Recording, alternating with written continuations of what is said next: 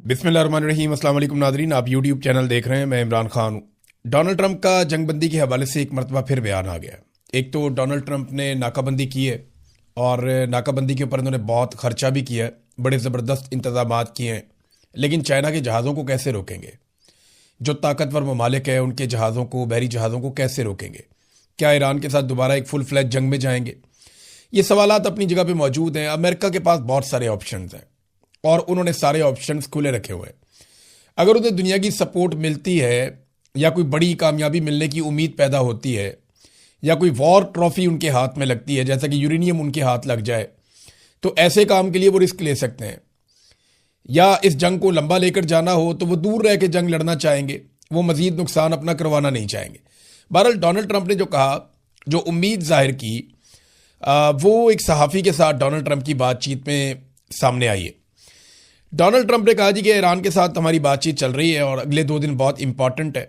और जो सहाफ़ी जिन्होंने बात की डोनाल्ड ट्रंप से, उन्हें डोनाल्ड ट्रंप ने कहा कि वहाँ पे आपको रुकना चाहिए पाकिस्तान में। अभी ये सहाफ़ी पाकिस्तान में, इन्होंने डोनाल्ड ट्रंप से रब्ता किया कि हो सकता है कि अगले 1-2 दिन में कोई और डेवलपमेंट हो जाए, लिहाजा आपको वहाँ पे पाकिस्तान में रुकना चाहिए। और हम मज़ीद, हमारा झुकाव है ईरान की तरफ बातचीत में और ये मुमकिन है कि आपको वहाँ रुकना चाहिए क्योंकि ईरान भी चाहता है कि बातचीत हो जाए। और साथ में उन्होंने कहा इसकी एक बड़ी वजह यह है कि field marshal is doing a great job. यानी Donald Trump field marshal Asim Munir से बहुत खुश हैं और वो ये कह रहे हैं कि field marshal is doing great job, तो आपको वहाँ रुकना चाहिए, 2 दिन में कोई डेवलपमेंट हो सकती है। अमेरिका को एक मरतबा फिर फेस सेविंग के लिए पाकिस्तान की ज़रूरत पड़ी है क्योंकि हुकूमत जो अमरीकी है उसने जो काम डाला है डोनाल्ड ट्रंप के कहने पे, उसका कोई इम्पैक्ट आया नहीं है। मैं आपको बताता हूं कि इन्होंने कितना खर्चा किया है यहाँ पे एक ब्लॉकेज लगाने के लिए। अमरीकी नाकाबंदी में कुछ 10,000 मरीन्स इस्तेमाल हुए हैं, यानी 10,000 अमरीकी फ़ौजी हैं जो नाकाबंदी के लिए इस्तेमाल हो रहे हैं। 100 से ज़ायद अमरीकी लड़ाका तैयारे, एक तैयारा बरदार बड़ा बहरी बेड़ा जो है वो इस्तेमाल हो रहा है और 12 से ज़ायद जंगी बहरी जहाज़ इस सारे ऑपरेशन में हिस्सा ले रहे हैं, जिस ऑपरेशन के ज़रिए से आबने हुरमज़ के बैरूनी सतहों पे अमेरिका एक ब्लॉकेज लगा रहा है। सैटेलाइट से भी मुआवनत ले रहे हैं, जबकि ड्रोन्स की बड़ी तादाद भी वहाँ पे मौजूद है। तो ये डोनाल्ड ट्रंप का तरीक़ाकार है जिसमें डोनाल्ड ट्रंप ये चाहता है कि वो अपनी नाकाबंदी को कामयाब बनाए। लेकिन क्या ये नाकाबंदी कामयाब हो रही है? मुबैना इतलात के मुताबिक चाइना का एक बहरी जहाज़ गुजर गया वहाँ से, ऑयल टैंकर, और अमेरिका कुछ नहीं कर पाया। 2 जहाज़ जो हैं वो ईरान से मज़ीद रवाना हुए। अब उनके बारे में अभी तक कोई इतला नहीं आई कि अमेरिका कुछ कर पाता है या नहीं कर पाता। लेकिन ऐसा लगता है कि पाकिस्तान के अंदर ही शायद दोबारा मुज़ाकरात होंगे। हो सकता है वेन्यू तब्दील हो जाए, हो सकता है कि दोबारा मुज़ाकरात पाकिस्तान के अंदर ही हों। अगले 1 से 2 दिन में कोई ना कोई डेवलपमेंट होगी क्योंकि अमेरिका को जब भी फेस सेविंग की ज़रूरत पड़ेगी तो वो इस खित्ते में पाकिस्तान को इस्तेमाल करेगा क्योंकि पाकिस्तान के ईरान के साथ ताल्लुकात बचे हुए हैं और वो ताल्लुकात इसलिए बचे हुए हैं कि पाकिस्तान ने अमेरिका को अपने अड्डे नहीं दिए। अगर खुदा न खास्ता इमरान खान साहब एब्सोल्युटली नॉट ना कहते और अमेरिका के पास पाकिस्तान के अड्डे होते तो मेरी बात याद रखिएगा, आज सिचुएशन बिल्कुल मुख्तलिफ होती। तो थैंक्स टू इमरान खान जिसने अड्डे नहीं दिए और आज पाकिस्तान एक न्यूट्रल कैपेसिटी में अमेरिका और ईरान के बीच में एक मुज़ाकरात करवाने की कोशिश कर सकता है। बहरहाल पाकिस्तान कितनी फेस सेविंग दे सकता है अमेरिका को, पहले भी पाकिस्तान ने पूरी कोशिश की है। ऐसा लगता है 1-2 दिन में दोबारा से पाकिस्तान में फिर मेला शेला लगेगा और फिर खबरें पाकिस्तान के अंदर से निकलेंगी। उम्मीद की जा सकती है कि कोई अच्छी सेंस प्रिवेल करे और अमेरिका और ईरान किसी ऐसे नतीजे में पहुंचे जिसके ज़रिए से जंग बंद हो जाए। लेकिन अमेरिका के जो माली मफादात हैं वो इतने बड़े हैं कि आप कुछ भी यकीन से कह नहीं सकते। मशरिक़ वस्ता में कुछ ना कुछ ऐसा अलार्मिंग ज़रूर हो रहा है या कुछ ऐसा बहुत बड़ा होने जा रहा है जिसकी तैयारियां हो रही हैं और ये इंटरनेशनल मीडिया और कुछ जो इमेजेस हैं वो ये रिपोर्ट कर रहे हैं। कल के दिन में अमरीकी एयरफोर्स का एक बहुत बड़ा एयरलिफ्ट ऑपरेशन हुआ है यहाँ खलीजी ममालिक में और ये रूटीन की कार्रवाई नहीं लगती। ये ऐसा लगता है कि बहुत बड़े पैमाने के ऊपर यहाँ पे अमेरिका के अंदर आमतरफ चल रही है अमरीकी एयरफोर्स की और उसमें कोई एयरलिफ्ट ऑपरेशन चल रहा है। अब देखें कौन सी चीज़ें लाई जा रही हैं, कौन सी चीज़ें ले जाई जा रही हैं। तो मशरिक़ वस्ता में जो चीज़ें हो रही हैं उस पर रशिया का एक स्टेटमेंट आया। रूसी सलामती कौंसिल का कहना है कि अमेरिका और اسرائیل مذاکرات کو ایران کے خلاف زمینی آپریشن کی تیاری کے لیے استعمال کر سکتے ہیں، اور ایک ایجنسی کے مطابق امریکہ خطے میں اپنی فوجی موجودگی میں اضافہ کر رہا ہے۔ 82ویں ایئر بورن ڈویژن کے دستوں کے ساتھ ساتھ ایک اور اسالٹ زمینی اور بحری حملہ کرنے والی اور ایک فورس ہے وہ، اور طیارہ بردار بحری بیڑوں کی جنگی گروپ تنازع والے علاقے میں بھیجے جا رہے ہیں۔ یعنی وہ کہہ رہے ہیں اس تنازع والے علاقے میں بہت سارے امریکی ہتھیار، ان کے بیڑے، ان کے فوجی اور لڑائیوں میں حصہ لینے والے مختلف ہتھیار وہاں پہ پہنچائے جا رہے ہیں۔ پیغام میں کہا گیا کہ ان کے بحیرہ عرب میں پہنچنے کا متوقع وقت بالکل قریب ہے، بالکل وہی ہے جب 2 ہفتوں کی جنگ بندی ختم ہو رہی ہے۔ یعنی یہ روسی سلامتی کونسل نے اس کے اوپر اشارہ دیا، اور انہوں نے کہا کہ امریکی ہتھیار اور امریکہ کی بہت ساری چیزیں مشرق وسطیٰ میں پہنچ رہی ہیں، اور ساتھ ہی ساتھ میں نے آپ کو بتایا کہ کچھ امیجز بھی سامنے آئے ہیں، اور سیٹلائٹ کے ذریعے سے بھی یہ چیزیں کلیئر ہوئی ہیں کہ مشرق وسطیٰ میں ایکٹیویٹیز تیز ہوئی ہیں۔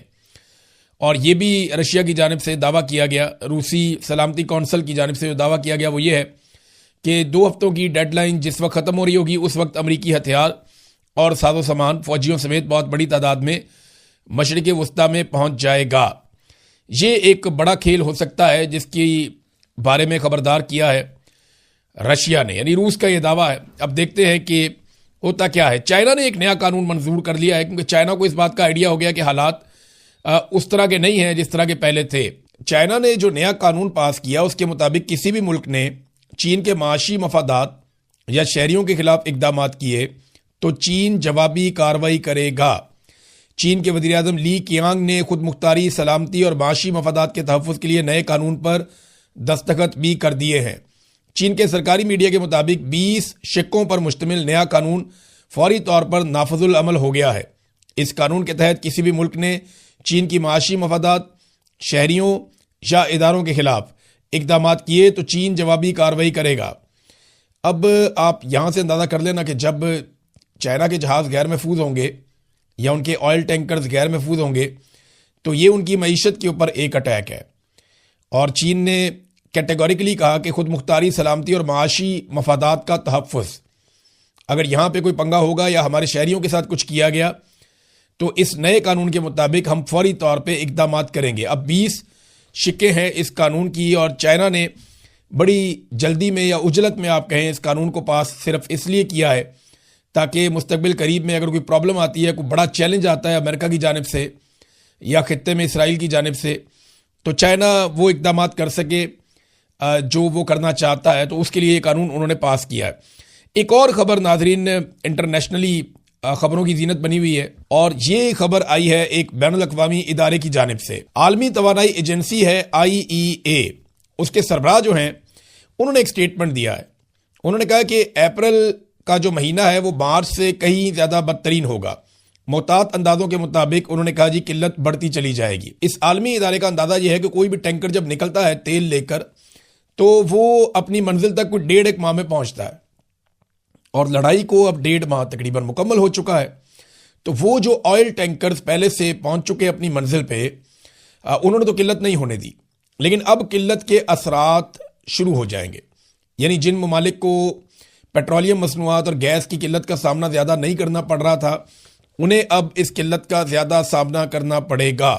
اور انہوں نے کہا یہ تیل کی قلت کا صرف ایک آغاز ہے، اور ایک اور دعویٰ کیا انہوں نے کہ تاریخ کا سب سے بڑا توانائی کا بحران یہ سامنے آنے والا ہے۔ سستے تیل اور گیس کا دور ختم ہو گیا۔ ایران جنگ ختم ہونے کے بعد طویل عرصے تک یہ دور جاری رہے گا جس میں سب سے بڑا ایک توانائی کا بحران ہوگا۔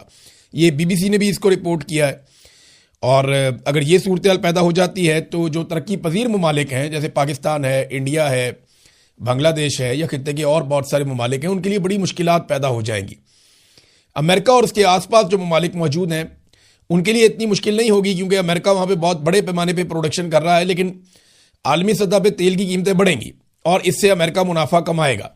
اب یہ جو خطہ ہے گلف، یہاں کے ممالک نے یہ فیصلہ کرنا ہے کہ انہوں نے امریکہ کے ساتھ مل کر اس لڑائی کو مزید آگے بڑھانا ہے اسرائیل کے مفاد میں، یا اس لڑائی کو ختم کر کے خطے کے مفاد میں تجارت کو دوبارہ سے کھولنا ہے، کیونکہ تیل کی تجارت سے ہی یہ خطہ پیسہ کماتا ہے اور یہاں پہ خوشحالی آتی ہے۔ اگر یہ تجارت رک جاتی ہے تو صورتحال پھر آپ جانتے ہیں سب کہ کس طرف جائے گی۔ ناظرین، اس موقع پہ جو سپریم لیڈر ہیں ایران کے، ان کی جانب سے 3 واضح پیغامات اب سامنے آ چکے ہیں۔ ایران کے جو نئے سپریم لیڈر ہیں خامنائی، ان کے 3 واضح موقف ہیں جو اب ہمارے سامنے ہیں، یہ اب چھپ چکے ہیں مختلف میڈیا میں۔ یہ 3 پیغامات یا 3 واضح موقف ان کے کیا ہیں؟ نمبر 1، ہم اپنے ملک پر حملہ کرنے والے مجرم جارحیت پسندوں کو ہرگز سزا دیے بغیر نہیں چھوڑیں گے۔ یہ بڑا جارحانہ سٹیٹمنٹ ہے کہ ہمارے ملک پر حملہ کرنے والے مجرم جارحیت پسندوں کو ہرگز سزا دیے بغیر ہم نہیں چھوڑیں گے۔ نمبر 2، ہم اس جنگ میں ہونے والے ہر نقصان کے ساتھ ساتھ شہداء کے خون اور زخمیوں کے زخموں کا معاوضہ یا تاوان ضرور طلب کریں گے۔ یہ بہت سخت سٹیٹمنٹ ہے ان کا۔ اور نمبر 3، ہم یقینی طور پر آبنائے ہرمز کے انتظام کو ایک نئی سطح پر لے جائیں گے، یعنی اس سے ہم پیچھے نہیں ہٹیں گے۔ ہم کسی صورت اپنے جائز حقوق سے دستبردار نہیں ہوں گے، اور اس معاملے میں پوری جو مزاحمت ہے وہ ہم ایک اکائی کی صورت میں اس کو تصور کرتے ہیں اور ہم مزاحمت جاری رکھیں گے۔ یہ بہت امپورٹنٹ ہے، اور یہ 3 چیزیں جب سامنے آئی اس وقت ایران کے سپریم لیڈر کی جانب سے، تو یہ ایک ایسی پوزیشن ہے جہاں مذاکرات کامیاب ہونا ذرا مشکل ہے، کیونکہ امریکہ کو وار ٹرافی چاہیے، انہیں فیس سیونگ چاہیے، اور ایران کو بدلہ چاہیے۔ اب اس میں جو میڈیشن کرنے کے لیے یا ثالثی کرنے کے لیے پاکستان جیسے ممالک بیچ میں ہیں، ان کی مشکل میں مزید اضافہ ہو جاتا ہے، لیکن پاکستان بدستور یہی کوشش کر رہا ہے کہ کچھ نہ کچھ کر کے ان ممالک کے بیچ میں امن قائم کیا جا سکے۔ ایک اور پرابلم جو امریکہ کو فیس کرنی پڑ رہی ہے، اور یہ جو رپورٹ آئی ہے، یہ اسپرنٹر پریس ایجنسی ہے SPA، انہوں نے یہ خبر جاری کی ہے۔ ان کی رپورٹ کے مطابق امریکی فوج میں قبل از وقت ریٹائرمنٹ لینے کا رجحان بہت زیادہ بڑھ گیا ہے، اور اس رپورٹ میں یہ دعویٰ کیا گیا کہ امریکی فوجیوں کا مورال بہت زیادہ گر گیا ہے، اور پہلے سے دگنی تعداد میں امریکی فوجی قبل از وقت ریٹائرمنٹ کے لیے اپلائی کر رہے ہیں۔ یعنی پہلے وہ جتنے ریٹائرمنٹ کے لیے اپلائی کرتے تھے اپنی سروس میں، اب اس سے دگنی تعداد میں وہ ریٹائرمنٹ کے لیے اپلائی کر رہے ہیں، اور یہ تعداد دگنی ہوئی ہے ایران پر حملے کے بعد۔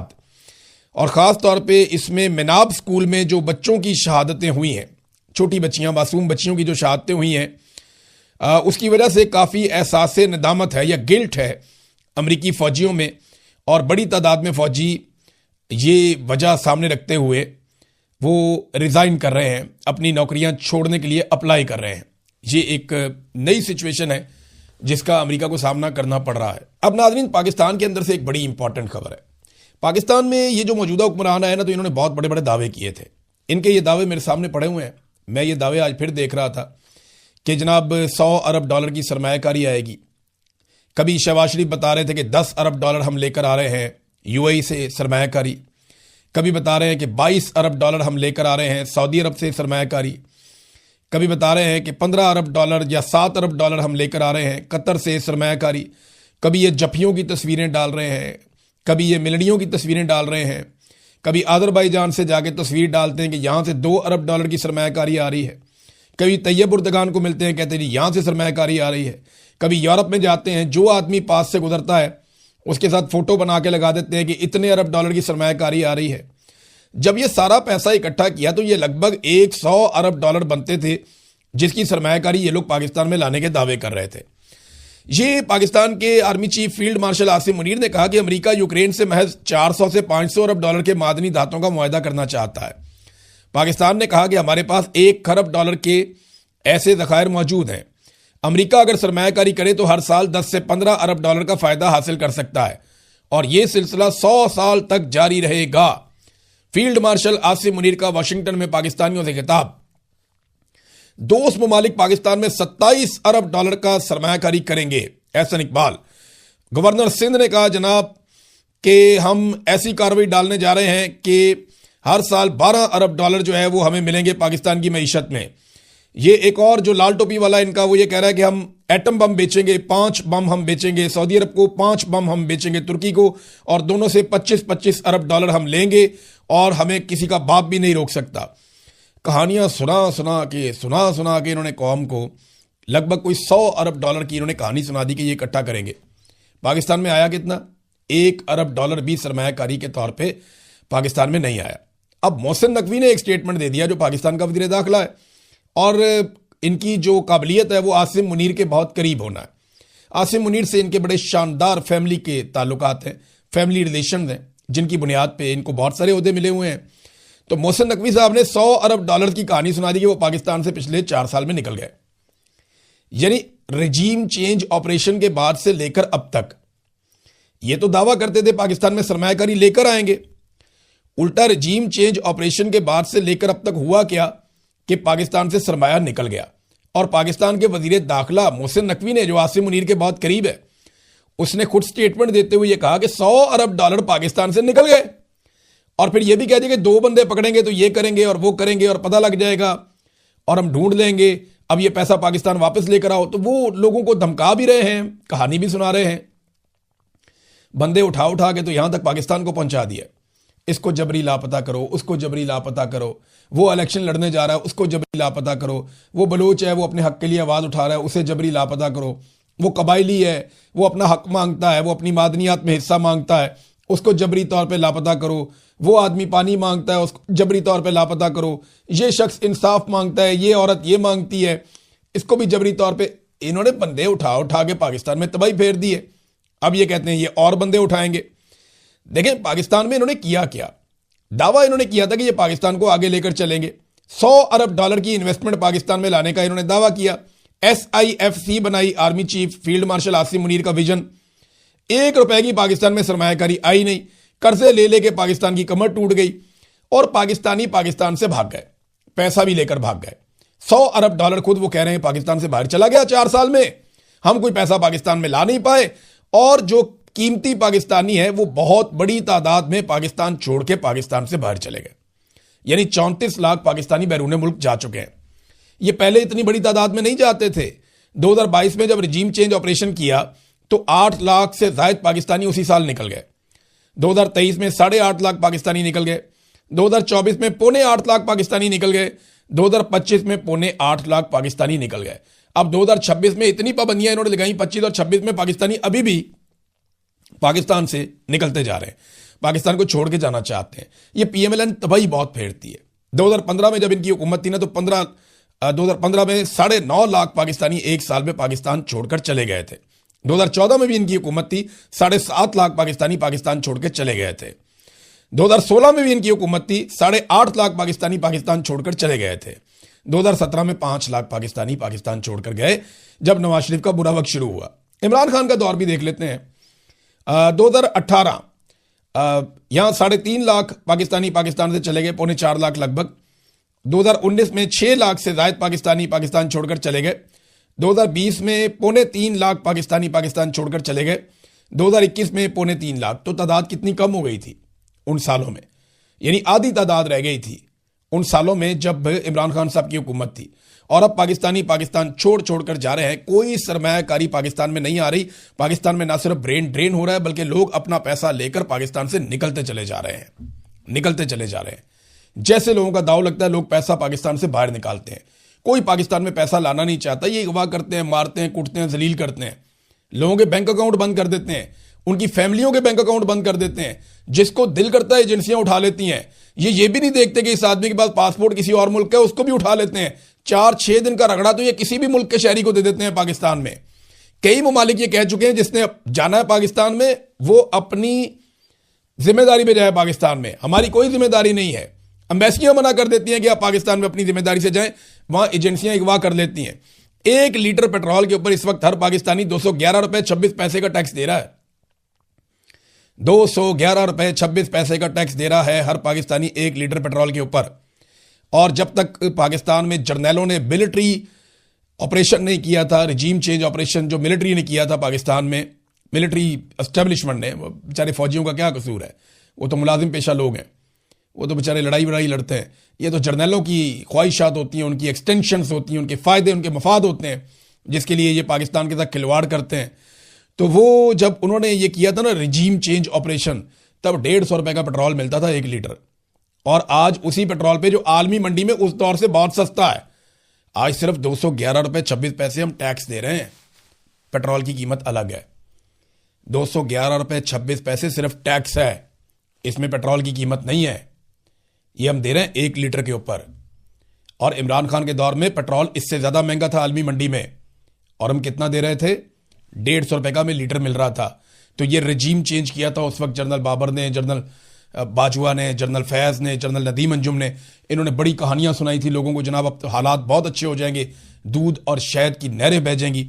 یہ پاکستان کی اکانومی کی حالت کی کہ پاکستان کا وزیر داخلہ خود پاکستانیوں کو اب بتا رہا ہے کہ جناب فکر ہی نہ کریں، $100 ارب پاکستان سے نکل گیا ہے اور اب وہ ایسا واپس لانا چاہتے ہیں.